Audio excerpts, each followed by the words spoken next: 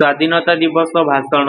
ସମ୍ମାନନୀୟ ସଭାପତି ମହୋଦୟ, ପୂଜ୍ୟସ୍ପଦ ଗୁରୁଜୀ ଓ ଗୁରୁମାବୃନ୍ଦ ଏବଂ ମୋର ଛୋଟ ବଡ଼ ଭାଇ ଓ ଭଉଣୀମାନେ, ଆପଣ ସମସ୍ତଙ୍କୁ ଆଜିର ଏହି ପବିତ୍ର ସ୍ୱାଧୀନତା ଦିବସ ଉପଲକ୍ଷେ ଅନେକ ଅନେକ ଶୁଭେଚ୍ଛା ଓ ଅଭିନନ୍ଦନ।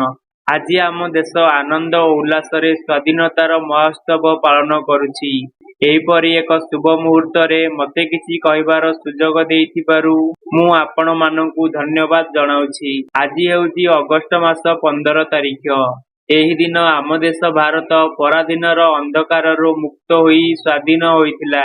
ଆମ ଦେଶକୁ ସ୍ୱାଧୀନ କରିବା ପାଇଁ ଅନେକ ସ୍ୱାଧୀନତା ସଂଗ୍ରାମୀମାନେ ନିଜ ଜୀବନକୁ ଉତ୍ସର୍ଗୀକୃତ କରିଥିଲେ।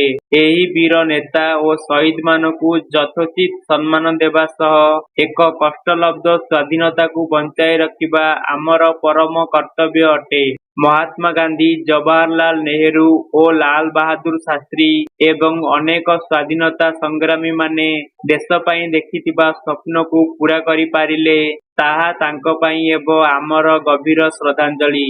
ସ୍ୱାଧୀନ ଭାରତରେ ଏବେ ବି ଦାରିଦ୍ର୍ୟ, ନିରକ୍ଷରତା, କୁସଂସ୍କାର ଓ ଦୁର୍ନୀତି ପରି ବହୁ ସମସ୍ୟା ଦେଶର ଉନ୍ନତି ପଥରେ ପ୍ରତିବନ୍ଧକ ସାଜି ରହିଅଛି।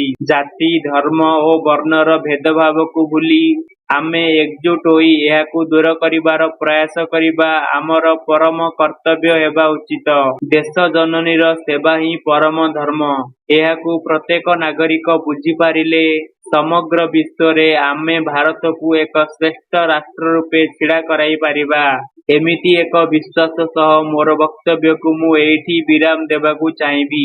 ଜୟ ହିନ୍ଦ, ବନ୍ଦେ ମାତରମ୍।